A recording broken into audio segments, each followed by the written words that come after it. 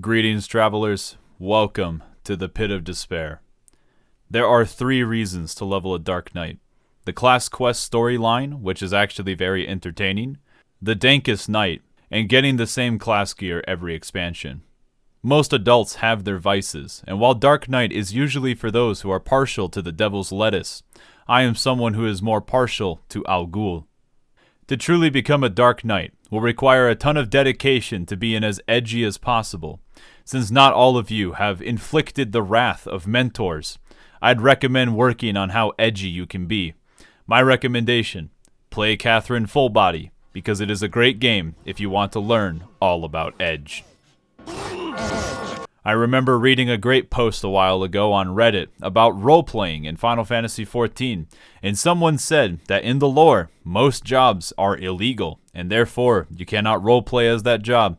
Reading that post made me have a moment where my desire to resist authority overruled my reluctance to RP. So my lesson to everyone out there, never let someone tell you what you can and cannot RP as. But also, please refrain from doing weird shit in front of me when I walk by. Anyways, I believe Dark Knight is the most illegal job in Final Fantasy XIV because you basically get the soul gem off of a corpse. And even the class quest will have people coming after you for mastering the dark arts. Now that you're ready to be an illegal Final Fantasy XIV player, let's work on getting into the right mental state for Dark Knight. If you were once a Scholar player like myself, you already know all about suffering. A perfect head start for transitioning into a Dark Knight. If you are a new player and you're thinking about picking up Dark Knight as soon as possible, well, you're in luck because you get to level up your despair even faster. Dark Knight's first step into anguish is just unlocking the class. You have to unlock Ishgard first, meaning you have to complete A Realm Reborn and all of the patches and then walk across this long-ass bridge. You will probably be around level, 73 by the time you get there, and now you can level down to 30 just to play this class. The only saving grace is that at least tank queue times are not too bad. If you are new to tanking and you are nervous, never fear. There is a great YouTuber who has a guide to Gunbreaker that can tell you all about tanking in general. You don't even need to click on a link in the description for that one. You can just click on the channel link. But I do have a playlist with all of my class guides if you scroll a little further down. Now that you have started up a midlife emo crisis, make sure to turn on Tank Stance, in this case it's called Grit, and let's talk about your mitigation tools.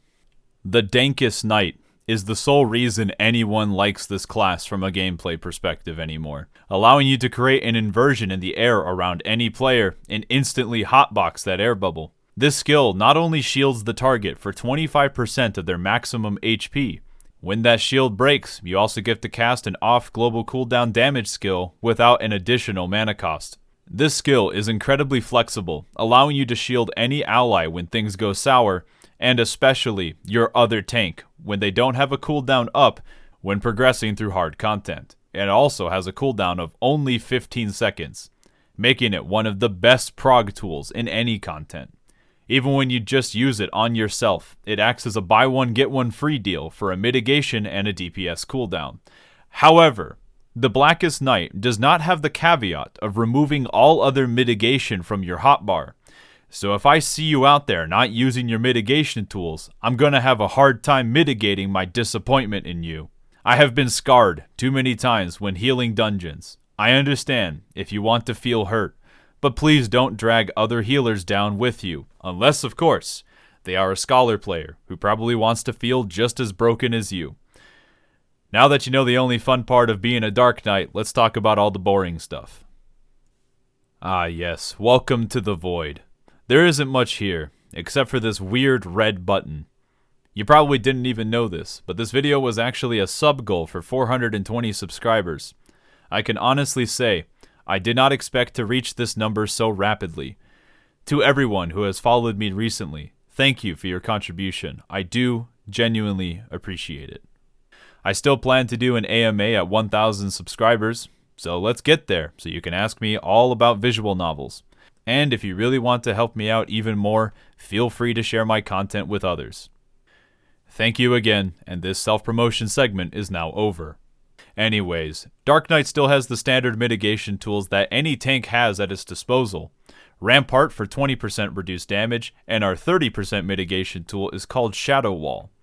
Never forget to use Reprisal to mitigate raid-wide damage, or use it on a trash pack if you are running out of resources. And remember, Arm's Length will act as a mitigation tool on trash packs. Dark Knight is also like Gunbreaker, in that we have a tool to mitigate party-wide magic damage by 10% in the form of Dark Missionary. But to make this class extra special, Dark Knight does have the elusive, selfish magic damage reduction in the form of Dark Mine. It will reduce specifically incoming magic damage by 20%. That's everything you need to know about how to mitigate. You might not have a million buttons, but remember, the Blackest Night is about 75% of your power budget for mitigation. And Dark Knight does not have anywhere close to the worst mitigation of all the tanks. Of course, though, we have to talk about your damage and vulnerability skill, also known as why healers hate Dark Knight. So, for the blissfully ignorant new healers, welcome to hell. Living Dead is the most confusing invulnerability skill in the game. When you first use this ability, you get a buff for 10 seconds. If you were to take lethal damage during this buff, it will instead turn into Walking Dead. Walking Dead will last 10 seconds, starting from the time when you would have died. This status will prevent you from dropping below 1 HP. It is important to note, this isn't considered a true damage immunity. It will not prevent you from getting debuffs, such as damage down from certain AoEs, even if they won't kill you. However, Walking Dead comes with a condition. When this status runs out after 10 seconds, Dark Knight will die. The only way to remove Walking Dead is for Dark Knight to receive healing totaling 100% of their max HP. Note, if the Dark Knight is still taking damage during Walking Dead, their health bar does not need to hit 100%. They just need to be healed for that amount in total while under the effect of Walking Dead. This means a couple of things for healers. When you see Walking Dead, get ready to heal your Dark Knight back up so that they don't die. But you also need to know how long they need to not die for. Because if you plan to cheese certain mechanics, once Walking Dead is cleansed, your Dark Knight is now able to die again. For White Mage, this is pretty much just called Save Benediction for Walking Dead. And for Scholar, it's called Why the Fuck Do I Need to Use So Many Buttons to Heal Them Back Up? While Walking Dead is annoying to deal with, the benefit is that it has a 5-minute cooldown coupled with a potential 10-second immunity, making it usually possible to cheese at least 2 mechanics in hard fights as long as you are coordinated. And while you might think that it only lasts 2 seconds longer than Warrior's Holmgang, you don't have to activate it as late as possible to get that 10 seconds of death resist, making it the equivalent of using Holmgang on a frame-perfect window. As my last point, if you use Living Dead and you don't die during the buff, you don't have to worry about healing backed up. You will not get the Walking Dead status. I love how Living Dead requires an entire essay in and of itself. For damage, I'm going to start by talking about your AoE. Tanks need to slap everything around them to maintain aggro, but thankfully, Dark Knight has a single AoE button until level 72. Why? 2 whole motherfucking story quest expansions and you still only have 1 AoE skill. Just why? Thankfully, I do have a degree in computer science, so I can fix that code for you. If you want to hire me, Yoshida-san, you know my number. I know there's going to be some genius out there that mentions that you get Quietus at 64, but your AOE rotation doesn't give you any blood gauge unless you use Blood Weapon until you get the second AOE button. You're not going to be pressing Quietus that often until you hit level 72 as well. This is a clear case of Q&A not understanding the leveling experience. After leveling Dark Knight, this single AOE animation is going to be burned into your eyes permanently, like staring into the sun for 20 minutes. Now, let's pretend everyone's already level 80. The AOE rotation is not that complicated. You press your 2 AOE buttons until you have enough gauge to press Quietus. But always be sure to weave Flood of Darkness somewhere, usually at the beginning, to maintain your damage buff. If you're feeling bold, you can also put on Delirium for Trash Pack Quietus spamming, or even use Blood Weapon for even more Quietus. Once you have built up a big pile of mobs, that's when you hotbox the air around you. When your shield breaks, usually slap on a generic mitigation tool, and you should be able to cast Flood of Darkness for free now. When grinding up mobs, you pretty much just spam the Blackest Night on cooldown. Abyssal Drain will damage the enemy that you target and everything around you. You can use it purely as the damage skill, but for trash, I would hold on to the cooldown for a little bit to make the heal that it provides useful. And finally, we get to Salted Earth. You thought I was joking about Scholar experience, but if you know how to use Sacred Soil, you're ready to use this ground-targeted AoE. Simply place it on the ground, and it'll passively damage everything inside of it, and also help season your food. Since I know most people are lazy, here's the macro that you can use to drop this on the mob that you're currently targeting.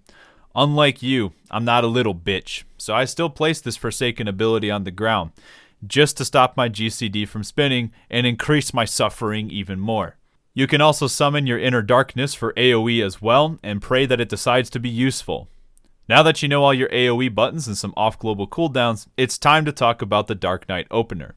Contrary to popular belief, I do have to do some research to make my class guides. For a optimal DPS opener, I would recommend looking up different openers online. Just go to the balance on Discord. I'm pretty sure that's where all the really good resources are. They probably won't recommend starting with your ranged unmend. I am going to, because using my ranged move first just makes me feel better. We begin by using unmend, then we instantly use blood weapon and start our 3-button combo. After hard slash, make sure to weave an Edge of Shadow to get your DPS buff up. We now complete our 3-button combo by pressing Siphon Strike and then Soul Eater. Now, weave Living Shadow, and then get another hard slash in. This time we will weave Salted Earth after it. Then press Siphon Strike again, immediately weaving an Edge of Shadow and then Delirium. With Delirium up, it's now time to press the same button repeatedly. While mashing Bloodspiller 5 times, make sure to weave in more Edge of Shadow while you still have mana, and Abyssal Drain and Carven Spit. And always remember that Carven Spit does give you mana back when you use it. Once you finish your mashing session, you should be able to still get the combo bonus on Soul Eater, assuming that you're quick enough. Although I did not show it, you can always weave in your dash skill as part of your opener, if you are not concerned about having it up. And finally, using the Blackest Night on yourself at the beginning of your opener, right before you would use Blood Weapon, is usually more efficient for not wasting a bunch of mana, and the Blackest Night will not typically go to waste in hard content where there is usually a big raid-wide attack right at the beginning. As usual, I mentioned this opener and what I do to get you an idea of what all your damage buttons look like. Dark Knight's 3-button combo will restore mana on the 2nd button and heal on the 3rd. After you have mashed everything from your opener, you keep doing your 3-button combo until you have enough gauge to use Bloodspiller. We now repeat this ad infinitum, weaving in the Darkest Night when it makes sense, or just using our mana for Edge of Shadow if the boss isn't beating you hard enough. The cooldowns to keep track of are as follows. Every minute, you're going to get Blood Weapon, Abyssal Drain, and Carven Spit back up. Make sure to use them. Every 90 seconds, you're going to be able to button mash again and season your food. And finally, every 120 seconds, you can accidentally use your gauge on Bloodspiller and not have it for Living Shadow. This is what the class looks like for your DPS rotation. It's not exactly a lot to keep track of, but I do still manage to screw it all up. Finally, let's not forget the most important thing when tanking with multiple tanks. Aggressively decide who will main tank and who doesn't turn tank stance on. If the main tank goes down, make sure to provoke and instantly turn tank stance back on so that the boss doesn't rampage through your entire party. Provoking to pull mobs is usually not a good idea, just use unmend for that. Use Shirk if you want to become an advanced tank and tank swap. It usually will go something like this. Talking you already know what time it is. So I keep that motherfucking thing on. Why did it not work? You will never have to tank swap in normal content though, and you can probably cheese tank swap mechanics with Living Dead. Make sure you have interject on your hotbar in case Square Enix randomly throws in a mechanic that requires you to interrupt an ability. And feel free to stun a single mob once in a while to feel better. With that, I have taught you everything you need to know to be an edgelord. Now go out there and just AFK with this battle stance.